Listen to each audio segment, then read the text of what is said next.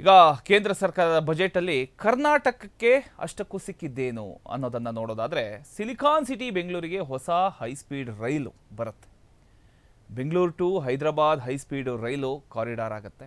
Chennai to Bengaluru high speed rail corridor ಆಗುತ್ತೆ. ಕರ್ನಾಟಕದ ಕರಾವಳಿ ಪ್ರದೇಶದಲ್ಲಿ ಟ್ರೆಕ್ಕಿಂಗ್ ಯೋಜನೆ, ಶ್ರೀಗಂಧ ಮರಗಳ ಪೋಷಣೆಗೆ ಕೇಂದ್ರದ ಒಂದು ಅನುದಾನ ಸಿಕ್ಕಿರ್ತಕ್ಕಂಥದ್ದು.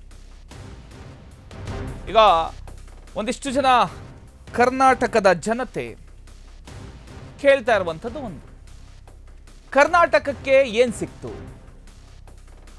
ಅದನ್ನು ನೋಡೋದಾದರೆ ಇಷ್ಟೆಲ್ಲ ವಿಚಾರಗಳು ಸಿಕ್ತು ಅಂತ ಹೇಳಬಹುದು. ಸಿಲಿಕಾನ್ ಸಿಟಿ ಬೆಂಗಳೂರಿಗೆ ಹೊಸ ಹೈಸ್ಪೀಡ್ ರೈಲು ಬರುತ್ತೆ.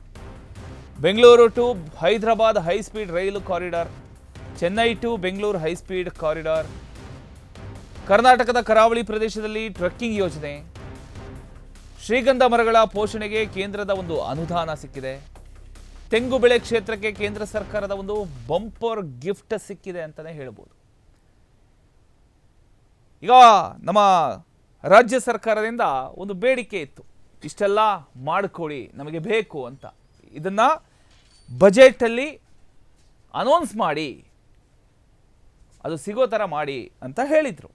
ಆದರೆ ಒಂದಿಷ್ಟು ಜನ ನಿಜಕ್ಕೂ ಇಲ್ಲಿ ಕಾಂಗ್ರೆಸ್ ಇದೆ, ಅಲ್ಲಿ BJP ಇದೆ, ಇದು ನಡೆಯುತ್ತಾ, ವರ್ಕೌಟ್ ಆಗುತ್ತಾ, 100% ಬೇಡಿಕೆಯನ್ನು ಈಡೇರಿಸ್ತಾರಾ ಅನ್ನುವಂಥ ಒಂದು ವಿಚಾರಗಳೆಲ್ಲ ನಡೀತಾ ಇದ್ವು. ಆದರೆ ಈಡೇರಿಸಿದೆ.